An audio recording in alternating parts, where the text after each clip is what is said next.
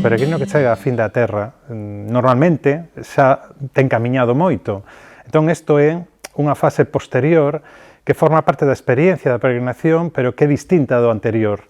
Está buscando algo máis, un simbolismo referido ao final e a chegada a estes finais que temos marcados, que son Fisterra e Muxía. Para moita xente, a chegada ao océano, espazo da fin da terra e o océano como un espazo de transición cara ao alén, ten un valor en sí mesmo referido á potencia da natureza, non? A pospandemia está ensinando a xente de novo a valorar estas cousas.